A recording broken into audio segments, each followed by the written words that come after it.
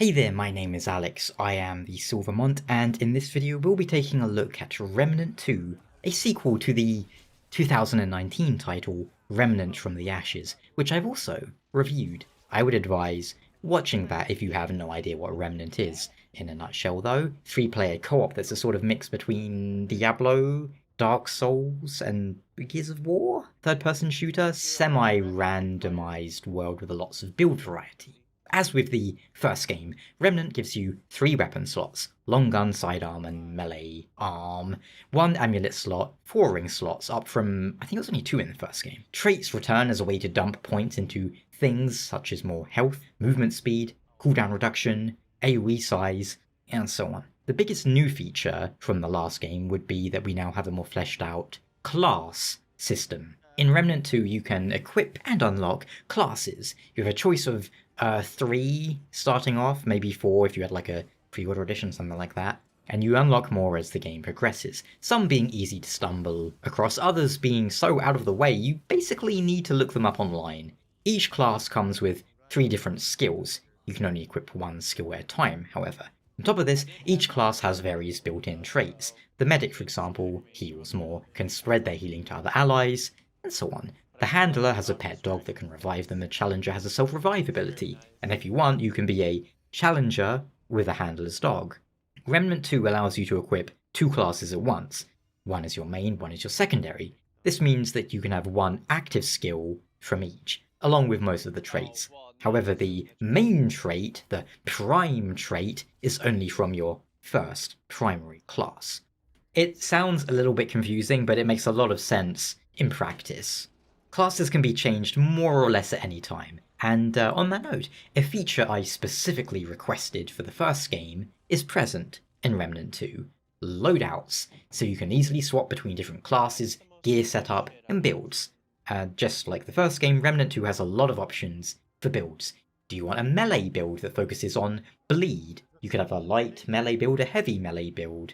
Go for it. A full healer build with low damage that makes the team almost unkillable. You can do it. Or you can do what I've been doing. Living Bomb status effects, as the class added in the first of the game's DLCs.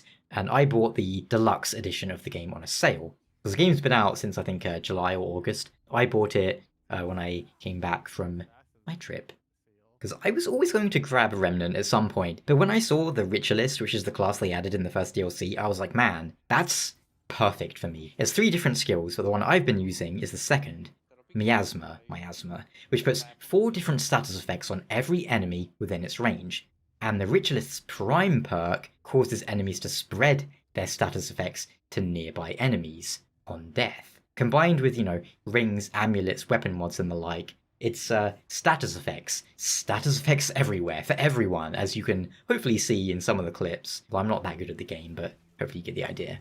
But there's an issue I had with the first game. Ammo, just ammo. It's more or less fixed in the sequel, as there's a ring you can have on your team. It makes ammo drop, makes more ammo drop, and it makes ammo drop shared between the team. So if one person picks it up, they all get the ammo, which is very nice. That ring we never took off as soon as we got it, to be honest. It's such a nice quality of life change, especially for co-op. How about other things I complained about for the first game? I thought the art style was a little generic and the game didn't have enough moments of beauty amidst the devastation. And the art style is still kind of generic, not as much as the first game. There's more to appreciate here, although it does still suffer from, in my opinion, a weak intro. The first 10-20 minutes or so of Remnant 2 are really boring and kinda stupid, and force you to deal with an extremely irritating NPC, who fortunately can then be ignored entirely after that for the most part. Unfortunately, another one of the problems I had with the first game is still present. Very inconsistent difficulty. For the most part, the game is fine, it feels smooth enough, but then sometimes you come across a boss who just is such a huge spike in difficulty, insanely so. The last boss of the first game I remember being horrible. Same is true for the second game. It relies too much on learning patterns instead of reacting and instinct. You need to deal with things happening at multiple directions at once, including behind you, with the boss shifting you between 2 different arenas, which is extremely disorienting. I don't think pattern memorization is good boss design, personally, not for a game like this. As for difficulty modes, by the way, there's easy, normal, hard, and then like super hard. I was playing on normal difficulty, which for the most part I feel like I could have gone on to hard, but then some bosses were just like weird. And the only real difference between the difficulty settings in terms of the difficulty part is that, take more damage, more health on enemies. I know it's a bit of a buzzword, but it's artificial difficulty, where the numbers go up, but that's all that changes, really. Not like bosses or enemies seem to get any new attacks or things like that. I could be wrong, but that's how it seems to be. Adventure mode returns from the first game, allowing you to re-roll areas and worlds, and there's lots of very obscure secrets to find, which is always fun, even if some of them are so esoteric that I can't help but laugh. Really, there isn't much to say. Generally speaking, Remnant 2 is more of Remnant from the Ashes. The classes are a great new addition, there's a lot of small quality of life changes to make it a smoother experience. The game ran fine for me. Not as well as the first game though, because I remember that one running really well on my 1080 Ti. Now, I'm on a, what am I on, a 4070 Ti or something?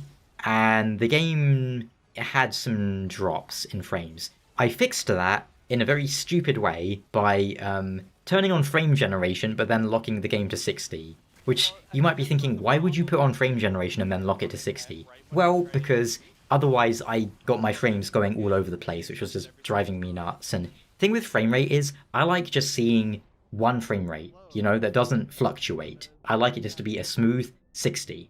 Or, a smooth 90, smooth 120, whatever. I just don't like the number to change, because I got OCD, I don't know.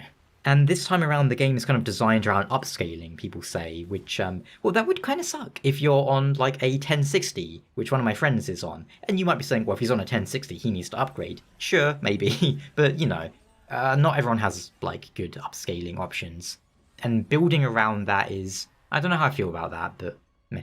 I didn't have any crashes. One of my friends I was playing with had quite a few crashes. Fortunately, it's easy to hop back in and the game does save a lot, so at least the crashes were just an irritation, didn't really cause any loss of progress. Story-wise, if you have 3 players, or 2 players, or 4, whatever, if you have a game designed around co-op multiplayer, it's good to take that into consideration when coming up with dialogue and the like. People aren't really going to be paying attention that much to diary entries, dialogue, and so on, when talking to their friends at the same time playing a game like this. In my opinion, at least. Unless everyone present really cares about the story and lore. Something that works better with cutscenes, having all players watching at the same time between gameplay. Remnant 2, though, lots of fun, and in a lot of ways this is Neo 2. It's pretty much the same as the first game, just more of it, and, they've added more things into it, more mechanics, more everything. Small tweaks and changes make it more playable. It kind of invalidates the prior game in some ways. There's not much reason to play Neo 1, probably not Remnant from the Ashes from a gameplay perspective, because the sequel is just kind of better in almost every way. If you have 1 or 2 friends to play with, I think Remnant 2 is worth picking up. Anyway, thank you so much for watching. If you have any questions, feel free to ask them down below and I'll get back to you ASAP. My Remnant from the Ashes review goes a lot more in-depth on, gameplay and the general framework of the game, which is largely unchanged for the sequel. So if you're very curious, please do go check out that video. But until next time, take care, see you soon. I think you want to back... Oh. How's it look over there, Doug?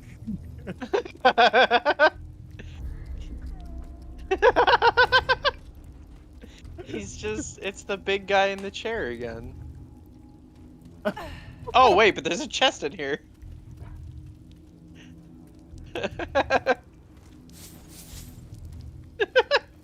We have to try that on, like, every door now.